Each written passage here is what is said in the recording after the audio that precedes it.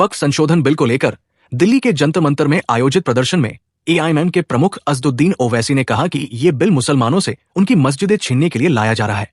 उन्होंने चंद्रबाबू नायडू, चिराग पासवान और नीतीश कुमार को भी बिल का सपोर्ट नहीं करने की सलाह दी है।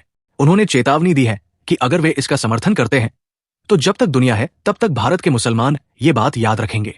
असदुद्दीन ओवैसी ने कहा, हम चंद्रबाबू नायडू, पासवान साहब और नीतीश कुमार पर सवाल खड़े कर रहे हैं।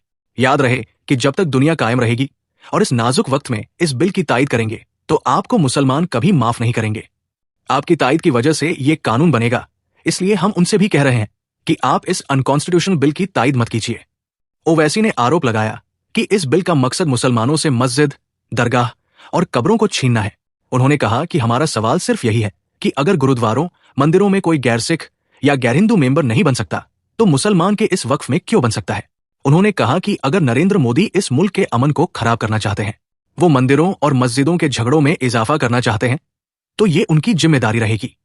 ओवैसी ने आरोप लगाया है कि इस बिल के जरिए वक्फ बाय यूजर खत्म हो जाएगा।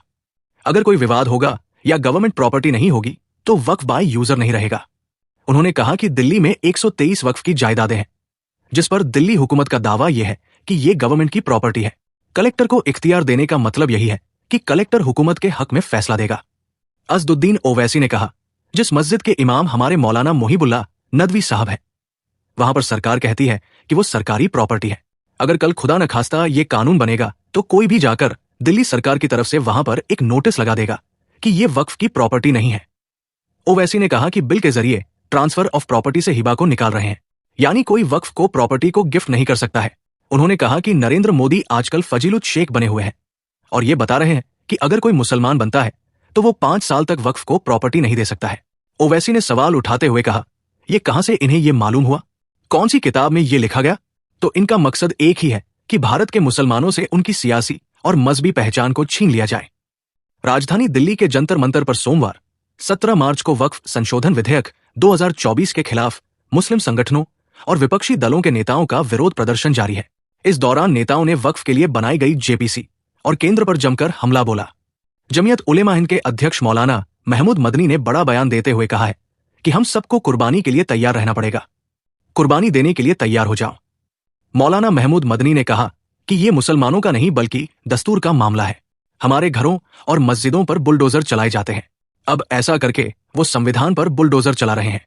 हमें इनकी मुखालफत करनी पड़ेगी, मुसलमानों को कुर्बानी देने के लिए तैयार रहना पड़ेगा। कांग्रेस सांसद इमरान मसूद ने धरने को संबोधित करते हुए कहा कि आज मुल्क के ऐसे हालात बन गए हैं कि कानून की धज्जियां उड़ाई जा रही है, अल्लाह मार देगा। बीजू जनता दल से सांसद मोहिबुल्लाह खान ने केंद्र सरकार को चेतावनी देते हुए कहा कि हमारे सुझाव को जेपीसी ने नहीं माना। ये मुसलमानों के धर्म में क्यों घुसना चाहते हैं? इन्हें हमारे धर्म में घुसने की जरूरत ही क्या है? हमारी कौम के अंदर सरकार घुसने की कोशिश कर रही है, इसका परिणाम बहुत बुरा होगा। आप लोग आग से खेल रहे हैं और आगे चलकर अल्लाह आपको मार देगा। आपको मालूम नहीं है कि अल्लाह की लाठी में आवाज नहीं होती है। असदुद्दीन ओवैसी भी पहुंचे। दिल्ली के जंतर मंतर पर हो रहे इस प्रदर्शन में एआईएमआईएम प्रमुख असदुद्दीन ओवैसी, कांग्रेस नेता सलमान खुर्शीद समेत कई विपक्षी सांसद पहुंचे हुए हैं। मुस्लिम संगठनों और नेताओं का कहना है कि वक्फ संशोधन विधेयक 2024 प्रॉपर्टीज पर सरकार के कंट्रोल को बढ़ा देगा। नेताओं ने केंद्र सरकार को चेतावनी दी है कि अगर विधेयक पेश हुआ तो आगे फिर अच्छा नहीं होगा। बताया जा रहा है कि सरकार जल्द ही वक्फ संशोधन विधेयक 2024 संसद में पेश कर सकती है।